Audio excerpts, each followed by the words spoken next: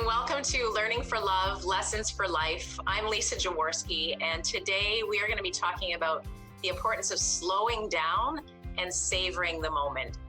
I have two guests who can speak about this quite clearly, and I'm really looking forward to hearing them share their stories about relating to the sandwich generation and figuring out what's worked for them and what's helped along their path so far. So later on today, we're going to have Carol Walters join us. And first, to start us off, we have Maggie Perquin. And I'm really thrilled to have you with us, Maggie. Thank you for joining me today. Thank you for asking me. I'm honored. Oh, good. So really, since the focus of the show is to understand how to take care of ourselves as we strive to take care of others, I'm wondering if you could tell us how you relate to this topic. Maybe in the past as well as where it's gotten you now. I have been the sandwich generation. My mom just passed away 4 years ago, and she was here, and I was her primary caregiver, executor. And I have 9 grandchildren whom I am very, very involved with, and I was working full time at that moment. So I get that, and I will admit that self-care is my biggest weakness. It is not something that I do naturally. I have to focus on it. I have to plan it almost. I figure my time will come. There's lots of time for me when I'm 92 years old, like my mom. And right now, my time is to be the caregiver. So I really have to try and work at it. I'm also an extrovert, and so I very definitely need people energy. And that's why this pandemic has been really exhausting for me, because I feel like I'm in a drought that way. So any positive time with people that I get that I'm not responsible for planning for, I love. I grab that at any moment I can. I'm okay with Zoom. It's not the same as being in the room and picking up on that energy, but Zoom has certainly gotten me through. The other thing for me is the lake. Water, sun, sand, wind, they soothe my soul. And so I actively seek those times. Lucky for me, I live on the 10th floor of a building overlooking the river and all the trees and green space. I have a beautiful view, and I actively pursue that. We regularly eat dinner on the balcony so that I can have that view and slow myself down. I'm grateful for any of those moments that I get, but they're not often. Right. I love your honesty on the fact that I think it's really important for us to talk to people who, none of us have it all figured out, and that, we're just doing what we can in life. So the fact that you're sharing, what works for you and what helps you, but also realizing that it's not a regular practice that you do it as best you can. Well, and for me, I'm very grateful for the gifts and resources that I've been blessed with. And so for me, caring for someone, empowering another human soul is very life-giving for me. It's very soothing and calming for me to watch. I mean, I was a teacher for 35 years. To watch those eyes light up feeds my soul. Maybe I'm strange that way, but it feeds my soul. And to hear those moments of, yes, we got this, that's very life-giving for me. Wow. That's well said. And I love the fact that you know what fuels you, just helping and giving back. What does it look like now? So you said you're a grandmother and you're a mom. Are there caregiving roles that you're part of now? I'm sure that continues in a different way at this point in your life. My wife is in the early stages of dementia. Okay. And so right now that's my primary care is for her, and with the absence of all the programs and input that she was receiving, I've sort of had to take on that role, and that becomes all-consuming. Yeah, I bet. Make sure that there's that kind of stimulation and setting those things up. I have an autistic grandson, and so I spend as much time as I can with Jake. And yeah, so now it's very different because I'm not able to access resources out there as readily as I used to be able to. Right. And so I'm having to draw from within, which is okay, but it's more exhausting. Yeah. Yeah. And so when I'm doing that much more initiating, planning, doing, delivering the care myself, then I really need to seek outside self care. Yes, yes. Intentionally make effort to take time for yourself in whatever way works for you. Yeah, Yeah. absolutely. I like that you mentioned, I think it's so true when you say that, if other people hold those social opportunities, you're going to jump on them. But if you have to hold them, that's even more work and causes more fatigue, I imagine. Yeah. At least it would for me Yeah. in that situation. So, what kinds of things do you do right now then, given that you're still, an active care partner? What types of things do you do now to keep you both well, or to keep all, your loved ones well and happy? And, there's more to life than we can't be stressed and negative all the time. So how do you stay positive and resilient? Um, for us, we do a lot of family Zoom, Okay. keeping those connections open. And then once we were able to have a bubble, Right. to make sure. I'm lucky with 9 grandkids, so 9 littles plus me is 10. So Right. that's my bubble, and now and again a mom or a dad will sneak in there. But I was lucky that enabled me to have that bubble. Ruth's grandkids are at a distance somewhat and not as connected as mine are, so that happens through Zoom. Um, yeah, just doing her family, speaking with her siblings, speaking with my siblings. We have cocktail Zooms, Saturday at 4 o'clock. Fun. And try and have, and so you bring your whatever drink of the day, and you bring whatever mini charcuterie, whatever creation you can bring, so we can all talk about that and whatever. So you just finding other ways. We watch way too much TV right now. Way too. I've never been a TV watcher, and now I find myself sitting there for 3 hours going, what, Right. What's going on? yeah, because I can't be out doing the other stuff that I would normally be doing. Yeah. So yeah, we've become uniquely creative. Let me just put it that way. Absolutely. Yeah. What kinds of things do you find that there's opportunities for laughter, for just to kind of enjoying the moment? Or is that Well, one of the things about dementia is it teaches you to laugh at yourself. I think that's the first thing. Sometimes we just have to look at each other and just laugh, because what was that just happened? Or, it was right there and now it's not. Where did it go? Just gone, So we have to be able to do that. Lots of hugs, because I'm a very sensory seeking person. Right. And so we need to make sure that we're still having, those moments of connection. Yeah. And talking to other people who are in the same boat, listening. Alzheimer's Society has been really great about putting out virtual activities. And as much as it's not the same as having people face to face, it has filled a little bit of the gap. And going on virtual tours, places, and, learning about things like that. Sometimes it's remembered, sometimes it's not. Right. And so it's great. We get to do it all over again, and it's new. So that's awesome, right? That's great. And that's good. Like all of a sudden, 25 years of making hamburger patties the way I've always done them is now new. So that's exciting. So that's great. So yeah, you just find the lightness, because it's so easy. It is so easy to get down in all the darkness, the health heaviness around us, the political heaviness around us, the mental health heaviness around us. It's so easy to get into dark places, and you just have to find ways to relax. And lots of popcorn gets consumed. Can I just say that? Lots of popcorn gets consumed. Goes along with the TV, probably, right? Yeah. And I've tried way more craft beer than I even knew existed. But you do what you have to do. Love it. The other thing I wanted you to touch on before I switch over to Carol is, you and I spoke briefly before, and you had mentioned to me, which I thought was so important for us to share today, is even in your situation of being in a peer support setting where you draw on other people's experiences and their own caregiving journeys.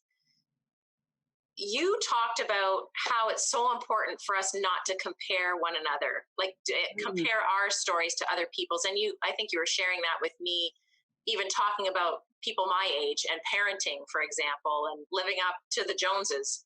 So I wonder if you could just touch on that, on your views on that, and how that impacts us. Well, I think one of the things that's such a gift about being a grandmother is you finally know what you're doing. If we could be grandparents first, our kids would be ace all over the place. But as a parent, you're not. You're stumbling, and you talk to other people and you read books and you do blogs and all that stuff, but you're stumbling. And, yes, your child is 6 months old and that kid is also 6 months old, but circumstances, genetics, everything is different. And I'm really getting worried about how social media and what's out there is dictating our path. My best friend and I have been together since grade 4. Literally, we have gone all through school together. We went through university together. We are both teachers together. We are still, she's still my pianist when I'm recording, but our paths are different, and that's okay. And I don't need to drive what she drives, and I don't need to wear what she wears, and I don't need to go to the church that she goes to. I have to be okay in my own skin, and learning, working on that with I have 3 11-year-old granddaughters, and we're really working on that right now, that your contentment comes from in here. It does not come from your 530 likes on TikTok. It does not come from your oohs and ahs and people all of a sudden matching your style, because all of that is fleeting. Yeah. And so the difference between happiness and contentment is critical, I think, to teach kids that, well, I want that car and I want that new Nintendo and I want that phone. And so what? When it falls out of the boat in the lake and it's gone, are you going to be miserable and go into this deep depression? There's a fair bit of rage that happens, but no, because that's a thing. That's not what you wake up to in the morning and go, I love you. Yeah. But you need to be able to do that to yourself. Yeah. And so following your own path, like finding that security. And the only way that happens, I think, is through overcoming obstacles along the way. Mm-hmm. And so I'm really worried that we say yes to our children all the time, and we give them everything. We prep for them. We determine their path. And I'm worried about that, because I, as a teacher, see these kids come in who can't then make choices and decisions. Right. Because it's okay to fail, right? Absolutely. Okay no, it's not a 4-letter word. Let's get that straight. Like, it's not, and it's, you don't need to hear it 13,000 times a day, but it's okay to say no, or that isn't available right now. Instead, let's do. Yeah, absolutely. Maggie, thank you so much. Yeah. Thank you for that. And I just felt that was very important to share. And I thought that was a really great, meaningful conversation that needs to be had these days. So yeah, thank you. Yeah. And I think the only way that kids can build a path like that is because they see their parents doing the same thing, which means we as people, as parents and children, need to be interacting with each other. That's right. And you can't take that device and have that replace you.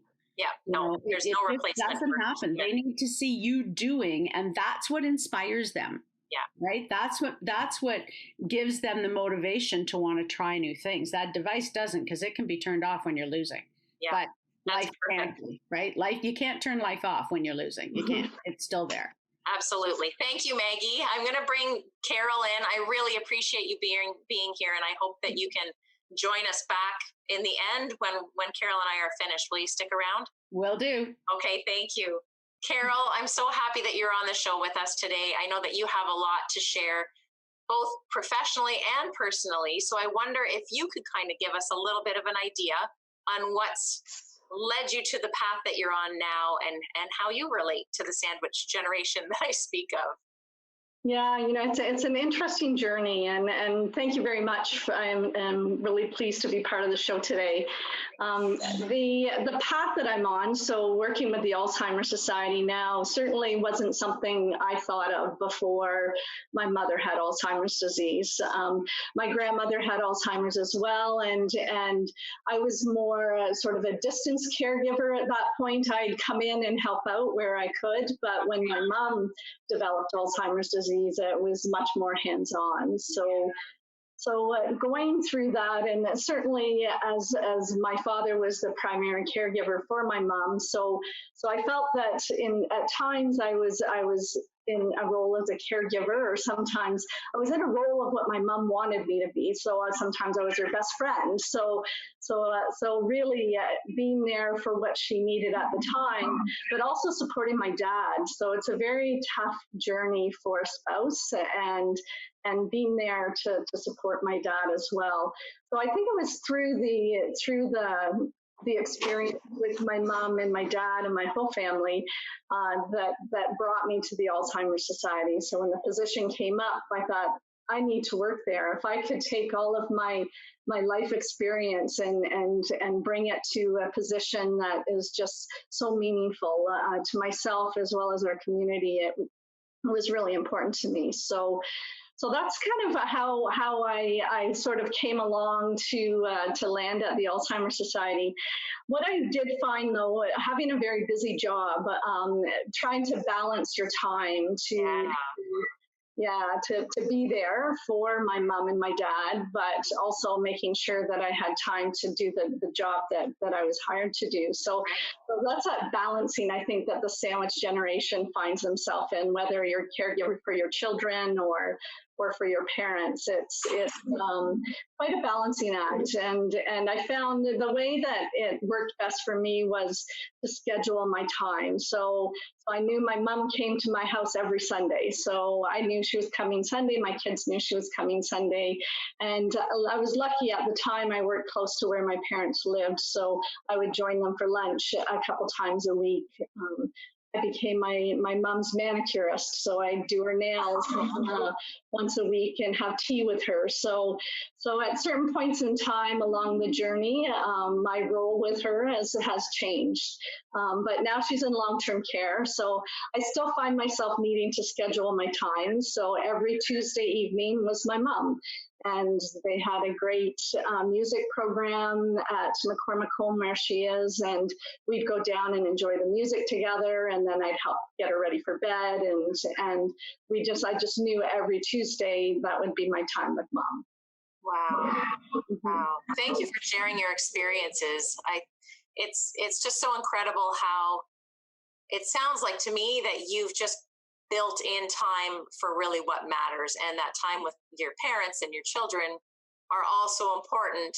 And it also, it sounds like, has led you on this path of being with the Alzheimer's Society, and that's, I'm guessing, would make it even more powerful to work in a setting like that, where you're working with other individuals who are going through very similar situations, not the same, but relatable. And so you mentioned to me about how even when you're working, if you needed to get away, that your workplace is pretty understanding, or if you're having a moment where things aren't going right, it sounds like you work with a good team who are understanding and compassionate. Absolutely. It's really the best place to be for both my roles, professionally as well as personally. So my team very much understands what I'm going through, but they know I like to keep it fairly private. But there are moments, whether it's when we're meeting with clients, or I was in a meeting looking at some potential virtual software we're looking at getting, and they played a scenario that really hit home to me. And I find I get very, a little bit emotional. And again, my team knows that. And I'd say pretty much everyone who's there has had an experience with Alzheimer's disease or other dementias, whether it's a very close personal friend or a family member. So again, we're very much in the same place. And quite honestly, I'm thankful for my experience, because I think it makes me better at my job. Absolutely. That's a really good point. I think it does. I completely relate and agree that I think when you're able to relate to it personally, it makes us even better and more successful and effective in our professional roles for sure. I'm glad you said that. I'm wondering about, are you able to share anything on the importance of slowing down and savoring the moments and what that looks like? Maybe I think you gave some examples of being able just to, have a little spa with your mom, or, doing things that maybe are more lighthearted and not so serious. And I think of failure-free activities because of my recreation therapy background. I wonder if you could speak to that a little bit more. Yeah, I think it's really important for any caregiver, and any caregiver would tell you this, needing to be in the moment, and be in the place where the person you're caring for needs you at that time.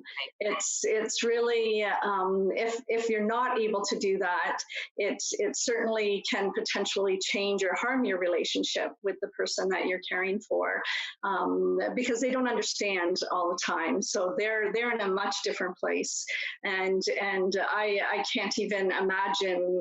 My mom's in the late stages of the disease now, and I look at her and wonder what's going on. I just have no idea what level of comprehension's there, what she's thinking, what she's feeling.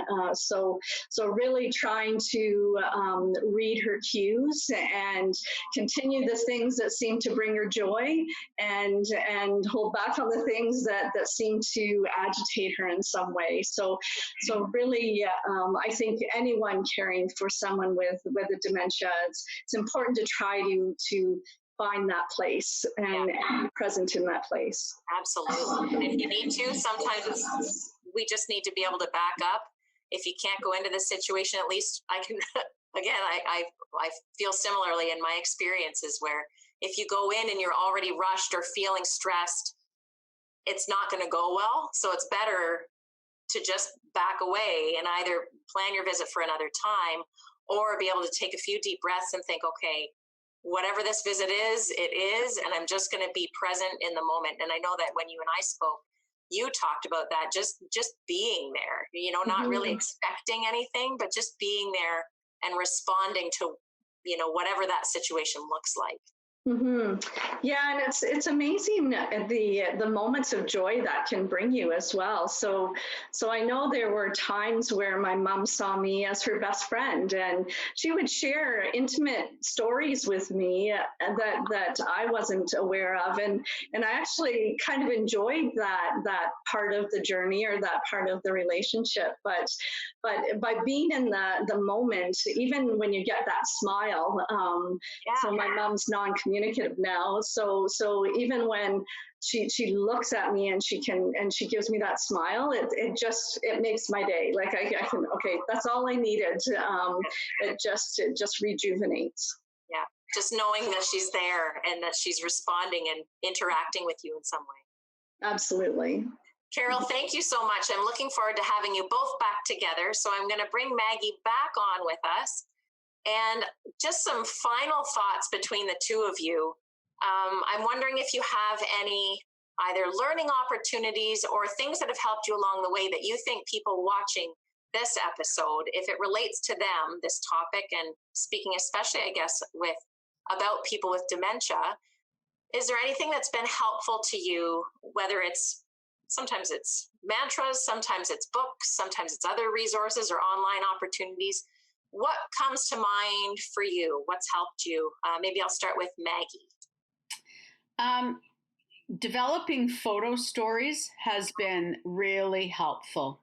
Really, really helpful. Looking through photo albums, looking through old pictures on the phone, boxes of pictures that you never got to. Right. It has been, those have been some of the funnest times recently. For bringing back memories, because those memories are not gone, because they're long term, and so all kinds of things come out during those times. That has been really precious, I will say, to have those moments and just to hear Ruth's energy when she talks about those things. I bet. Has been really excited. And yeah, we do We also do gratitude at the table every night before we're doing dinner. What are we grateful for today? And we do that with the kids too, when the kids are there as well. And what are you thankful for today? So that you don't lose that, you know? I love that. It helps you focus in on what's going right. Yeah, absolutely. What do you think you're going to dream about tonight? That's a day, right? That you're going to dream about. Just something that recaps or encapsulates a moment that you've had that day that you can relish and enjoy has been really helpful. Great idea. Great idea. I love that you mentioned that. Actually, I have to quickly share that I have 2 daughters, and our camera has I'm sure like you, our camera has all of our pictures and videos, and I don't have them all printed out, but we found one of the USB sticks that all of I've saved all of the videos on one. And so my girls have found these videos and have been clicking through so they get to see themselves from when they were like 3, 4 years old singing. And it's just hilarious. So I think that would be a great idea, even to be able to blend into an intergenerational or multi-generational situation where, everybody can engage and share their points of view from those memories. Yeah. Yeah. And why it's important to hold on to some of those old things. Like I have pictures of my granddaughters wearing my baby dresses. Aww. And, those kinds of things, right? And to know that some of the toys that they are playing with, their parents played with when they were children. Yeah. Like, Nana, are you a hoarder? No. it's quality, and B, it was their favorite. And so that's, and to watch how different that is, what they do with it compared to what their parents do with it. And it's interesting. Some of the same toys are still the favorites. I love it. Same in our house. What about you, Carol? Yeah, I think that it's, certainly looking back at photographs, unfortunately with my mom, we don't have a lot of photographs or video, but I think it's certainly finding time and space with family and friends. So I have a grandson, so he certainly is wonderful to spend time with, and I have a granddaughter on the way. So I find family really helps, but I do have a few friends that have gone through a similar journey, and we've actually became much closer friends because of that, and being able to share our experiences, to talk about what's working, what's not working. I remember having a great conversation about being in the moment, exactly. Really? Indicating, and how important that is with our parents as we share this journey with them. So certainly those are sort of the things that feed me and ground me and certainly help us get through the day. Wow. Great ideas. And thank you so much, both of you, for being here today and sharing your words of wisdom and your insights. I think this has been, for me, it's been so helpful it's a good reminder, a good refresher that, we're all going through different situations, but we can all relate in some way. And I think just overall to be kind and compassionate and not judgmental of each other, knowing that we're all at different stages. So I just really appreciate you both sharing what you have, and I'm hoping that this is helpful for other people too. I know it will be. I really appreciate you being here today. Thank you. Great. Thank you, Lisa. Thank you. Yeah, it's been good. Good. Well, that's another episode of Learning for Love, Lessons for Life, how to slow down and savor the moment whenever possible. I hope this was as helpful for you as it has been for me, and I look forward to the next time.